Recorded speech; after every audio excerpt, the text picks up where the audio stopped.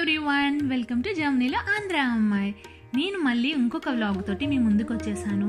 ఈ రోజు వ్లాగ్ వచ్చేసి జర్మనీలో మా ఇంటి వరలక్ష్మి వ్రతం ఎలా చేసుకున్నాం అన్నది మీ అందరితో షేర్ చేసుకుందాం అనుకుంటున్నా. యాక్చువల్లీ వరలక్ష్మి వ్రతం ఎలా చేసుకున్నామన్న దానికన్నా కూడా వరలక్ష్మి వ్రతానికి డెకరేషన్ ఎలా చేశాను అన్నది మీతో షేర్ చేసుకుందాం అన్నది నా మేజర్ థింగ్ అన్నమాట. సో దీనికోసము నేను కేవలం €1 మాత్రమే స్పెండ్ చేసి ఈ డెకరేషన్ని పూర్తి చేశాను. మిగతాదంతా కూడా నా దగ్గర ఉన్న ఇంట్లో అవైలబుల్ ఉన్న వాటితోనే నేను డెకరేషన్ మొత్తము ఫినిష్ చేశాను అనమాట. సో ఆ €1 కూడా ఇప్పుడు మీకు చూపిస్తున్న వుడెన్ది సర్కిల్ ఉంది కదా, ఆ రౌండ్ ప్యానల్ కొనడానికి ఆ €1 స్పెండ్ చేశాను. ఇంక ఇంట్లో మన దగ్గర ఉన్న థర్మాకోల్ ఏదైనా కూడా తీసుకొని దాన్ని ఆ ప్యానల్కి తగ్గట్టు సర్కిల్లో కట్ చేసుకున్నాం. మీరు కావాలి అంటే ఆ కింద ఉన్న వుడెన్ సర్కిల్ బదులు కార్డ్బోర్డ్స్ ఉంటాయి కదా ఇంట్లో, వాటిని ఒక 2 లేయర్స్ కట్ చేసి ఆ రెండింటిని స్టిక్ చేసి ఇలా సర్కిల్లా కూడా కట్ చేసుకోవచ్చు అన్నమాట. సో సేమ్ ఏదైనా కూడా కింద ప్యానల్ అలాగ రెడీ చేసుకొని దాని మీద మన ఇంట్లో ఉన్న థర్మాకోల్స్ని అలా రౌండ్గా కట్ చేసి హాట్ గ్లూ ఏదైతే ఉంటుందో దాన్ని యూజ్ చేసి నేను వాటిని స్టిక్ చేశాను. సో స్టిక్ చేసి ఓవర్ నైట్ అంతా కూడా కొంచెం బరువు పెట్టి వదిలేశాను.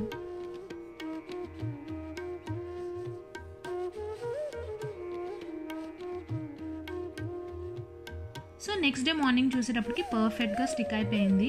ఇమీడియట్గా దానికి ఒక డార్క్ గ్రీన్ కలర్ని వేస్తున్నమాట. సో దట్ మనం ఫ్లవర్స్ స్టిక్ చేసినప్పుడు ఎక్కడా కూడా మధ్యలో కొంచెం ఆడ్గా లేకుండా గ్యాప్స్ ఉన్న చోట మనకి ఈ గ్రీన్ కలర్ హెల్ప్ అవుతుంది. సో ఒక్కసారి కలర్ డ్రై అయిపోయాక నేను ఫ్లవర్స్ని వాటికి గుచ్చుతున్నాను అనమాట. యాక్చువల్లీ ఫ్లవర్స్ వచ్చేసి నేను కొనలేదు, మాకు ఇక్కడ సమ్మర్ జర్మనీలో. సో మాకు పబ్లిక్ గార్డెన్స్లో పబ్లిక్ పార్క్స్లో ఫ్లవర్స్ చాలా అవైలబుల్ ఉంటాయన్నమాట. సో వాటిలన్నిటిని మార్నింగే సుజిత్ నా కోసం తీసుకొచ్చాడు. సో అయితే కొన్ని ఫ్లవర్స్కి కాడలు చాలా సాఫ్ట్గా ఉన్నాయి. సో వాటికి టూత్పిక్ ఉంటుంది కదా మన దగ్గర, ఆ టూత్పిక్ తోటి ఫస్ట్ హోల్ పెట్టుకొని అందులోకి కాడల్ని గుచ్చితే చాలా ఈజీగా వెళ్ళిపోయినాయి. I think this is very convenient to do.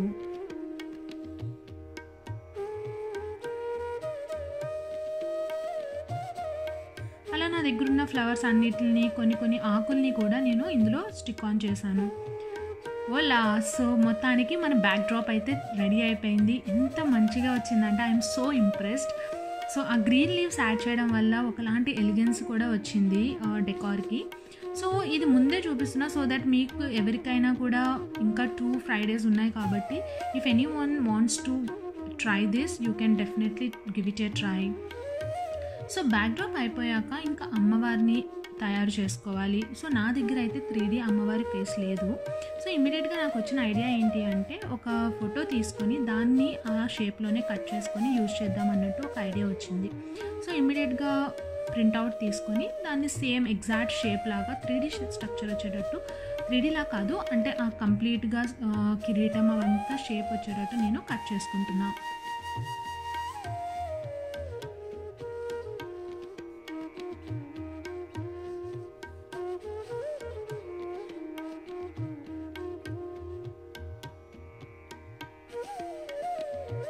So ఒక్కసారి అయిపోయాక అసలు ఎలాగా అటాచ్ చేయొచ్చు, ఎలాగా పెట్టుకోవచ్చు, డెకార్ చేసుకోవచ్చు అన్నది జస్ట్ నేను సుజిత డిస్కస్ చేసుకుంటున్నాము.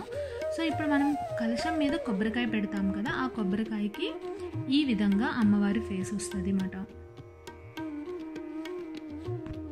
వావ్, చాలా మంచిగా అనిపించింది ఇమీడియట్గా.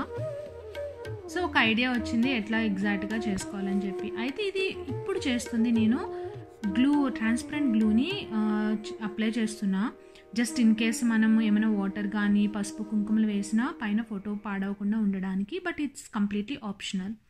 అయితే నెక్స్ట్ డే మార్నింగే వచ్చేసి నేను సెల్లో టేప్ ఉంటుంది కదా, వాటిని ఎక్కడైతే హోల్స్ పెడదాం అనుకుంటున్నానో ఆ ప్లేసెస్లో అటాచ్ చేసా.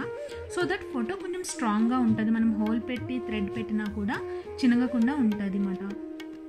సో మనకి బ్యాక్ డ్రాప్ రెడీ, అమ్మవారు రెడీ, ఇంకా ఫౌండేషన్ ఒకటి చూసుకుందాం. సో ఫౌండేషన్ కోసము కింద బేస్ కోసము నా దగ్గర రైస్ని ఫిల్టర్ చేసే గిన్నె ఉంది, దాన్ని యూజ్ చేస్తున్నా. అది యూజ్ చేసి కింద తమలపాకులు డక్ట్ టేప్ తోటి కింద తమలపాకులు అటాచ్ చేశాను. పైన వచ్చేసి అష్టలక్ష్మి సిల్వర్ చెంబు నా దగ్గర ఉంటే అది పెట్టాను. మన దగ్గర రాగి చెంబు ఉన్నా ఎలాంటి సిల్వర్ చెంబు ఉన్నా మనం యూజ్ చేసుకోవచ్చు.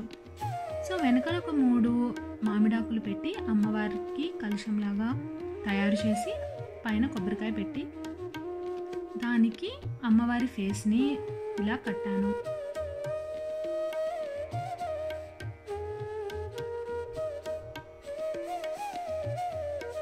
ఇది ప్యూర్లీ డెకరేషన్ ఎలా చేస్తున్నానన్న పాయింట్లోనే మీకు వీడియో చూపిస్తున్నాను.